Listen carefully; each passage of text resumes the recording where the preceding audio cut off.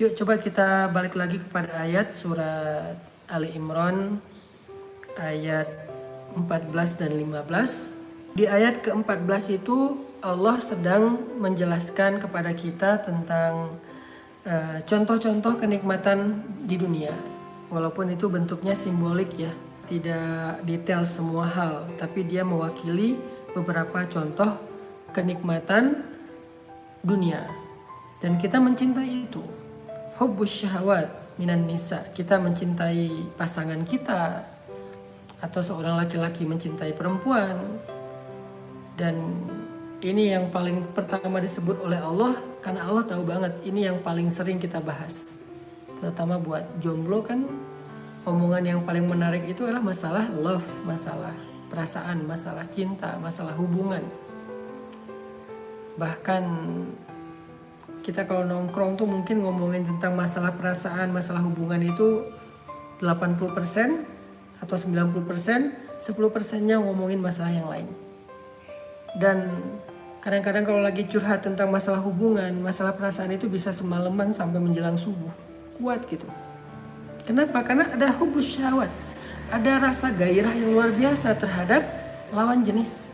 Atau bahkan yang belum jadi siapa-siapa. Sehingga itu menjadi sesuatu yang sangat berpengaruh dalam kehidupan kita. Makanya Allah sebutkan di awal, zuyyina linnas, dirasa indah oleh manusia, hubbus syahwati minan nisa, rasa cintanya kepada lawan jenis. Ini juga yang kita rasain selama ini kan. Ini juga yang menggairahkan kita untuk kita obrolin sama ini kan. Bahkan bukan hanya para jomblo, yang udah nikah pun masih senang membicarakan ini, masih sangat menikmati masalah ini. Dan itu bukan sesuatu yang aneh, manusiawi. Tetapi Allah pengen ngasih tahu ke kita bahwa itulah dunia. Kita mencintai lawan jenis, ya. Tapi apakah akhirat? Nggak ada yang kayak gitu. Ada, bahkan lebih baik kata Allah. Di ayat 15 kata Allah, "A'unabbi'ukum bi khairin min dzalikum?" Mau nggak aku kasih tahu yang lebih baik daripada itu? Di sini Allah pengen ngasih tahu bahwa ternyata di akhirat masalah percintaan, masalah hubungan itu lebih menarik daripada di dunia.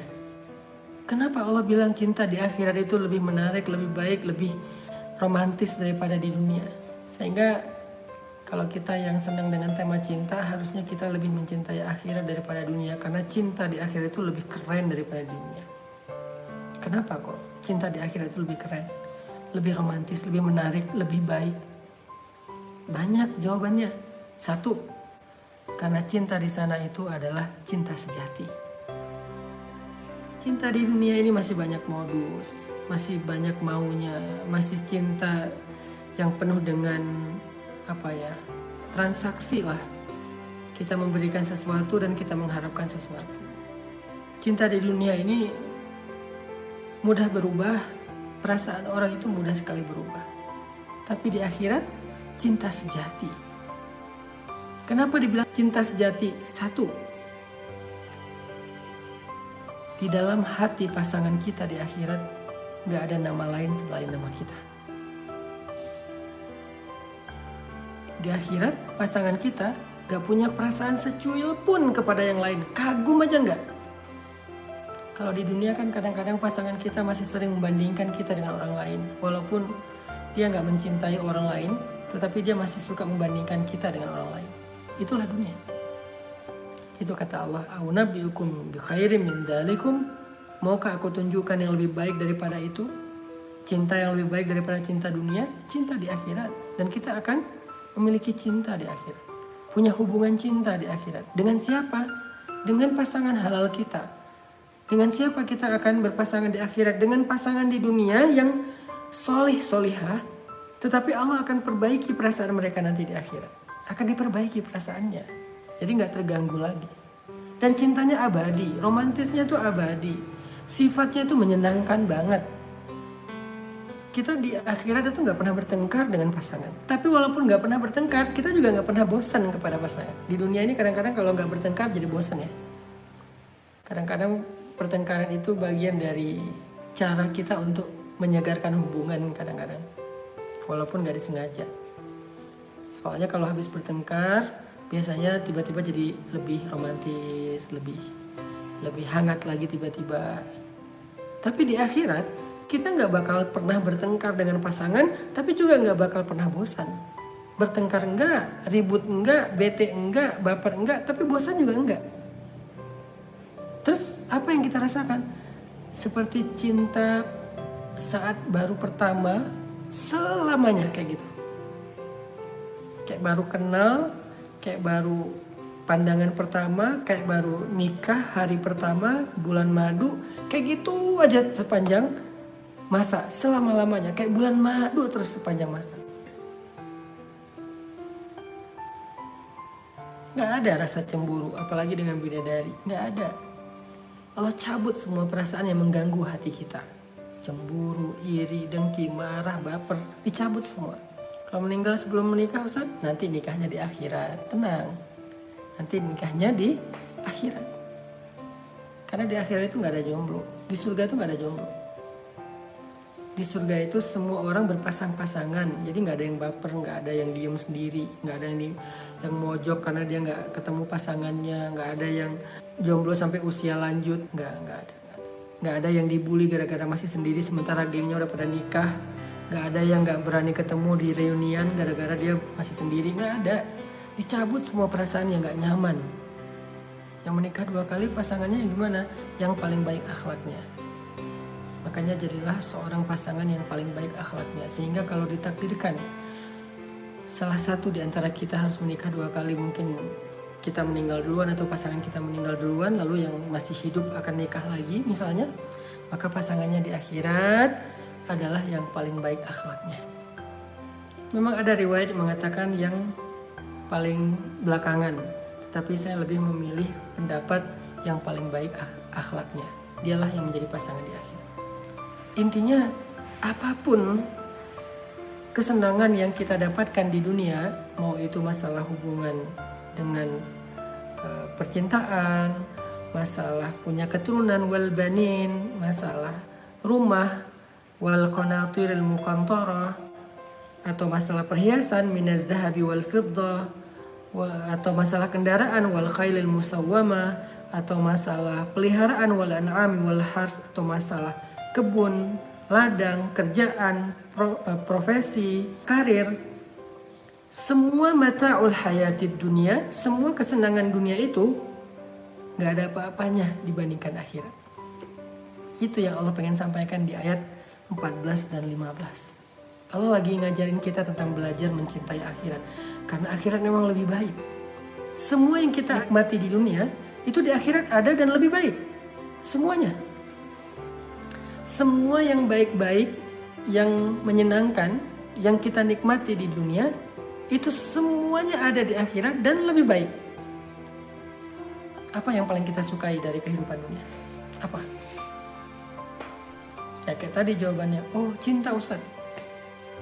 Karena itu yang membuat saya happy, itu yang membuat saya bergairah, itu yang membuat saya mau berkorban, itu yang membuat saya senyum-senyum sendiri, itu yang membuat saya berbunga-bunga. Cinta Ustaz, itu yang paling indah di dunia. Itu yang paling saya sukai di dunia adalah perasaan cinta kepada pasangan. Maka di akhirat itu juga ada, bahkan lebih baik, lebih kekal, lebih romantis, lebih keren, lebih banyak kenangan, lebih banyak cerita, lebih banyak adegan-adegan indah di akhirat. Apa sih yang paling indah dari hubungan cinta? Bercinta. Di akhirat ada bercinta. Dan bercinta di akhirat ini bukan sesuatu yang vulgar yang saya pengen sampaikan, karena ada hadisnya. Kekuatan laki-laki di akhirat itu setara dengan 10 kekuatan laki-laki di dunia. Ada riwayat 100, ada riwayat 1000. Allah alam, yang jelas satu laki-laki di surga itu lebih kuat daripada sekian laki-laki di dunia, sehingga dia gak akan pernah merasa gak puas. Begitu juga dengan pasangannya. Jalan-jalan, bulan madu. Di dunia kita mau bulan madu modalnya gede, sehingga kita paling bisa merencanakan yang terbatas. Ada yang cuma bisa jalan di dalam kota, ada yang keluar kota, ada yang keluar negeri. Tapi sejauh apa sih keluar negeri? Baru bayar bill sekali makan udah kepikiran ya, makan berdua sama pasangan bulan madu nih, keluar bill 1 juta. Waduh, sekali makan 1 juta, kepikiran. Itu dunia. Di dunia itu terbatas. Di akhirat kerjaan mereka emang jalan-jalan. Kerjaan mereka emang menikmati hidup, udah nggak perlu lagi kerja. Setiap hari bisa jalan-jalan. Kemana sih jalannya? Kalau di dunia yang kecil aja, bumi yang kecil banget ini lebih kecil daripada setitik debu dibandingkan akhirat. Kita bisa jalan ke banyak tempat dan nggak ada habisnya. Apalagi akhirat. Akhirat itu lebih luas daripada langit dan bumi. Langit dan bumi ini kalau disatuin dibandingkan akhirat, langit dan bumi ini cuma satu debu luasnya. Akhirat itu kerajaan yang sangat luas. Dan seluas itu milik kita sendiri. Bahkan orang yang terakhir kali masuk surga. Nih hadis tentang orang yang terakhir kali masuk surga. Siapa orang yang terakhir kali masuk surga? Orang yang beriman tetapi banyak dosa. Gak pernah sholat. Dia berzina, dia membunuh. Sehingga dia yang paling lama di neraka. Entah berapa ratus atau ribu tahun dia di neraka. Sampai habis semuanya dosa-dosanya dibakar. Tapi kemudian tersisa satu kebaikan. Apa kebaikan dia? La ilaha illallah dalam hati. Tapi gak pernah beramal, cuman la ilaha illallah aja hatinya. Maka dia keluarkan dari api neraka dengan semua bekas siksaan di tubuhnya. Lalu dia masuk ke dalam surga. Tahu gak seberapa luas surga dia? Padahal dia orang yang paling terakhir masuk surga. Mudah-mudahan kita bukan orang itu. Mudah-mudahan kita termasuk orang yang awal-awal masuk surga dan tanpa hisab. Amin. Dia orang yang terakhir masuk surga. Artinya di belakang dia udah gak ada lagi. Semuanya kekal di neraka. Tahu gak seberapa luas surga dia hanya dengan iman di dalam hati. Dia diberikan oleh Allah kerajaan seluas 10 kali kerajaan di bumi. Di dunia ini ada gak orang yang punya kerajaan satu bumi? Gak ada. Seluas apa sih imperium yang pernah ada di muka bumi? Babilonia salah satu yang gede, cuma menguasai setengah bumi. Inggris Raya cuma menguasai setengah bumi. Mongol cuma menguasai sepertiga bumi. Islam, khilafah Islamiyah cuma menguasai hampir setengah bumi. Saya belum pernah dengar dan memang gak ada raja di dunia ini menguasai satu bumi utuh, gak ada. Sekarang kalau kita lihat raja-raja modern, Uni Emirat Arab, Qatar, Kuwait, dan beberapa negara-negara kerajaan yang ada di bumi sekarang, baik di Arab atau di Eropa, seberapa luas kerajaan mereka? Kecil kan?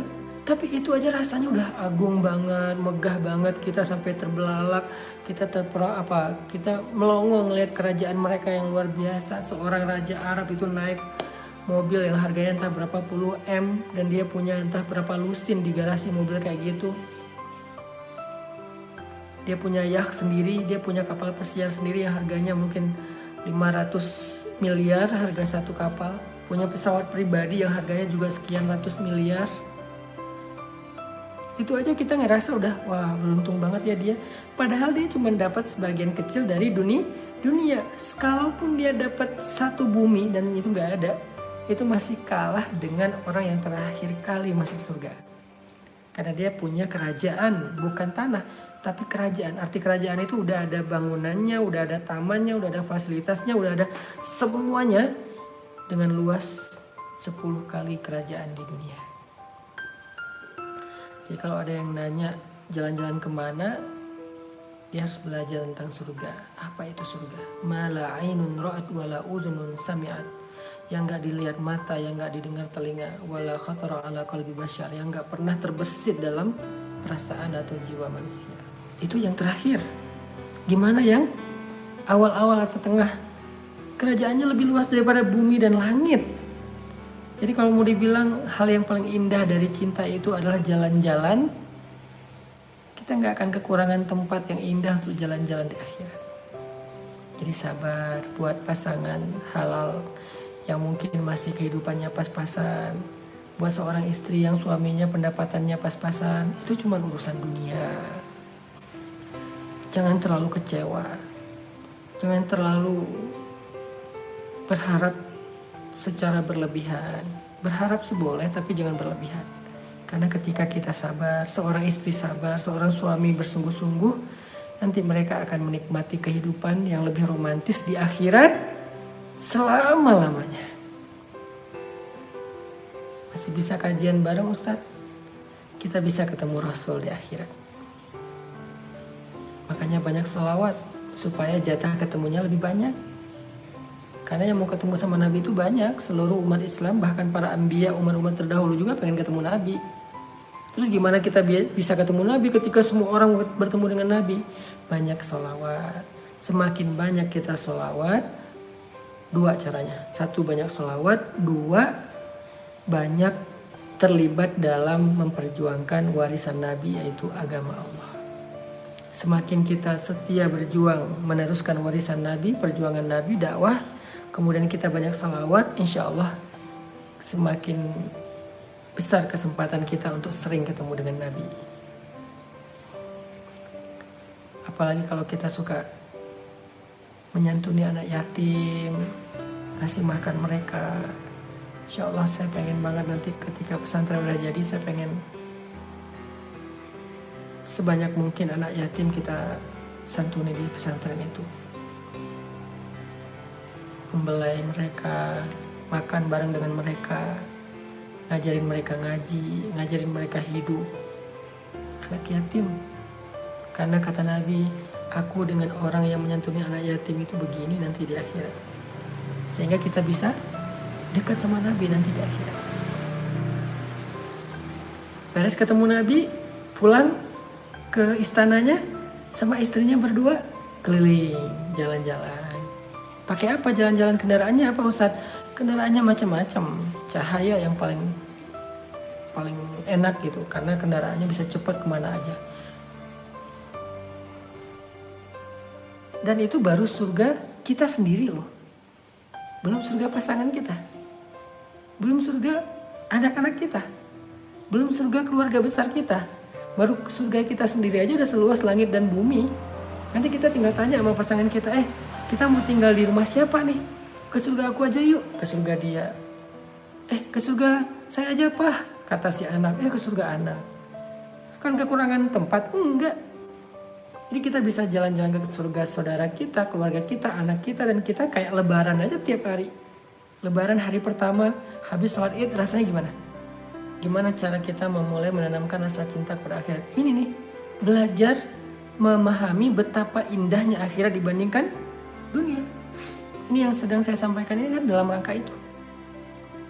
Belajar, memahami, dan meyakini bahwa akhirat itu lebih indah daripada dunia. Sehingga ketika kita udah memahami dan meyakininya, kita akan mencintai akhirat lebih daripada dunia. Dan gak akan terlalu berlebihan sedih ketika kita kekurangan dunia. Sehingga ketika kita sudah memahami itu, belajar meyakini itu perlahan-lahan, insya Allah kita akan merasa lebih nyaman dalam kehidupan di dunia. Gak merasa sempit lagi. Kita akan lebih bergairah beribadah, beramal soleh. Karena yang kita cari adalah kehidupan akhirat.